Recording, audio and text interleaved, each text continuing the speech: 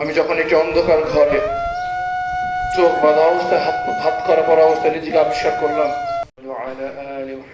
সুপ্রিয় দর্শক, আপনারা দেখতে পাচ্ছেন যে ব্যারিস্টার আরমান, যিনি মীর কাসেম আলীর বড় ছেলে, এবং এই ত্রয়োদশ জাতীয় সংসদ নির্বাচনে ঢাকা 14 আসন থেকে যিনি বাংলাদেশের জামাত ইসলামী মনোনীত প্রার্থী হিসেবে এই সংসদ সদস্য নির্বাচিত হয়েছেন।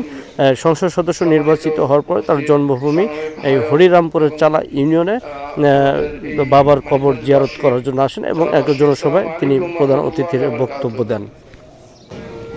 আমি যখন একটি অন্ধকার ঘরে চোখ বাঁধা অবস্থায় হাত করা পড়া অবস্থায় নিজেকে আবিষ্কার করলাম, আমি নিজেকে সান্ত্বনা দিচ্ছিলাম যে হয়তো এই অন্ধকার ঘরে আমাকে 24 ঘন্টার বেশি থাকতে হবে না। বাংলাদেশে তো সংবিধান আছে, সংবিধানের বিধান হচ্ছে গ্রেফতারের 24 ঘন্টার ভিতরে আদালতে হাজির করতে হয়। কিন্তু দেখলাম যে 24 ঘন্টা পেরিয়ে দিন হলো, দিন পেরিয়ে সপ্তাহ হলো, সপ্তাহ পেরিয়ে মাস, মাস পেরিয়ে বছর হয়ে গেল, কিন্তু আমি সেই ঘর থেকে বেরোচ্ছি না। বুঝতে পারলাম একজন মানবাধিকার কর্মী হিসেবে যে গুমের বিরুদ্ধে কথা বলতাম, আমার পিতার ফাঁসির কয়েকদিন পূর্বে আমি নিজেই সেই গুমের শিকার হয়ে পড়েছি। যখন আমি বুঝতে পারলাম যে এই ঘর থেকে আমার আর বের হওয়া হচ্ছে না, যারা আমাকে বন্দি করে রেখেছিল তাদেরকে আমি আকুতি বিনতি করে বলতাম যে মেনে নিলাম আমাকে এখান থেকে ছাড়বেন না, মেনে নিলাম আমার পরিবারের সাথে যোগাযোগ করতে দিবেন না, কিন্তু সন্তান হিসেবে এতটুকু জানার অধিকার আমার নাই যে যেই পিতাকে ফাঁসির কাছের সামনে আমি রেখে এসেছি ওনার কি হলো। আমার পিতার সাথে শেষ সাক্ষাতে আমি জানতাম না এটাই আমার পিতার সাথে শেষ সাক্ষাৎ। আমাকে বলেছিলেন যে আমার জানাজা নামাজটা তোমাকে পড়াতে হবে। ওনার জানাজা নামাজটা কে পড়ালো? দাফনটা কোথায় হলো? আর ফাঁসির পূর্বে পরিবারের সাথে শেষ সাক্ষাতে আমার শ্রদ্ধেয় পিতা আমার ব্যাপারে কি বলে গেলেন? সন্তান হিসেবে কি এতটুকু জানার অধিকার আমার নাই? যুক্তরাষ্ট্র উপরে নির্দেশ কিছুই বলা যাবে না। আমি জানতেও পারিনি আমার পিতার কি হলো। আমি আমার সব ছেড়ে ছেড়ে, ক্যারিয়ার ছেড়ে, পরিবার ছেড়ে আমার পিতার মামলার জন্য নিজেকে নিয়োজিত করেছিলাম। সেই সন্তানটিকে পিতার কবরে দুমুঠো মাটি দেওয়ার সর্বগুলো সুযোগ তো সেই ফ্যাসিবাদ দেয় নাই।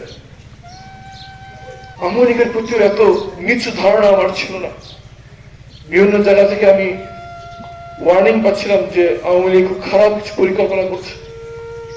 আমার কাছে মনে হয়েছে যে পিতা আমাকে জন্ম দিলেন, যে পিতা আমাকে মানুষ করলেন, তার এই বিপদের মুহূর্তে যদি আমি তার পালিয়ে নিজেকে রক্ষা করি এবং নিজের বিবেকের কাছে কি উত্তর দিব, কালকে আমাদের মধ্যে আল্লাহর কাছে কি জবাবদেহি করব? কিন্তু চিন্তা করতে পারিনি এই কাজ করা হবে। 8টি বছর আমি চিন্তা করতাম আমার পিতার কি হলো। একটা জিনিস বুঝতে পেরেছিলাম যে ওনার কাছে সাথে ভালো কিছু হয়নি। ওনার সাথে ভালো কিছু হলে তো আমার কি হয়ে ফেলে রাখতো না। আমি বের করে সবার আগে আমার মাকে জিজ্ঞেস করবো শেষ ক্ষেত্রে আব্বু কে করছিল, কি কথা বলে গেলেন। আমার মা উত্তর দিলেন যে তোমার বাবা হাসি মুখে সবাইকে বিদায় দিচ্ছে এবং বলে গেছেন যে আগামীকাল তোমাদের সাথে আবার দেখা হবে। আমাদের আত্মীয় স্বজন দুঃসম্পর্ক আত্মীয় ছিল, তারা জানতেন না ওনার কথা বলার স্টাইল সম্বন্ধে। ওনারা মনে করলেন হয়তো ওনার ফাঁসি মৌকুফ হয়ে গেছে। পরে আমার পিতা তাকে তাদের ভুল ভাঙালেন, বললেন যে কোরআনের আয়াত সাক্ষী দেয় যে কালকে আমাদের ময়দানে আল্লাহর সাথে দাঁড়িয়ে লোকজনকে যখন জিজ্ঞেস করা হবে জীবনে দুনিয়াতে কয়দিন ছিলেন, আবার কবরে কয়দিন ছিলেন, তখন তারা বলবে যে একদিন বা একদিনের কিছু অংশ। কালকে আমাদের আল্লাহর দরবারে যখন আমরা সবাই দাঁড়াবো তখন মনে হবে যে একদিন পরে আমরা দাঁড়িয়েছি। আমাদের সাথে যা করা হচ্ছে আমার পিতা বলে গেছে আল্লাহ যদি এটা কবুল করে নেন ইনশাল্লাহ একদিন পর যখন আবার সবার সাথে দেখা হবে এই বেড়ের বিনিময়ে আল্লাহ সৃষ্টি হয়ে জীবনে সবাইকে একসাথে থাকার তৌফিক দান করবেন।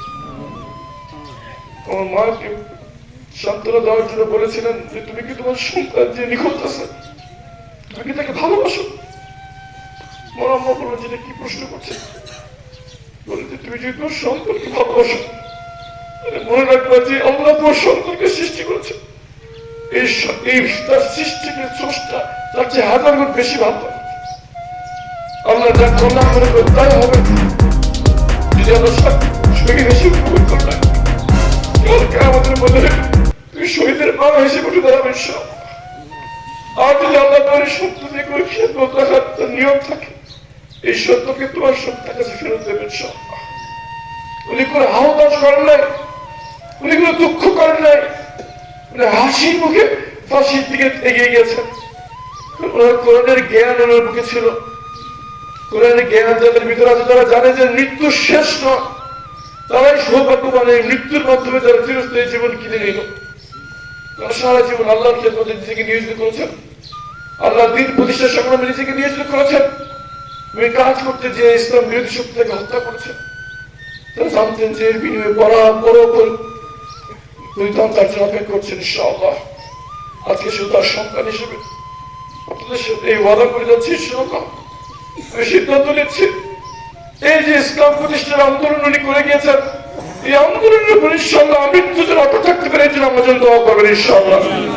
আল্লাহ যেহেতু আমাকে বাঁচিয়ে রেখেছেন, আমি যেই কয়দিন বাঁচিয়ে রাখেন, আমি যেন ইসলামী আন্দোলনের উপর অটল থাকতে পারি, আল্লাহর সন্তুষ্টি নিজের জীবন উৎসর্গ করতে পারি, এই সিদ্ধান্ত আমি নিয়েছি।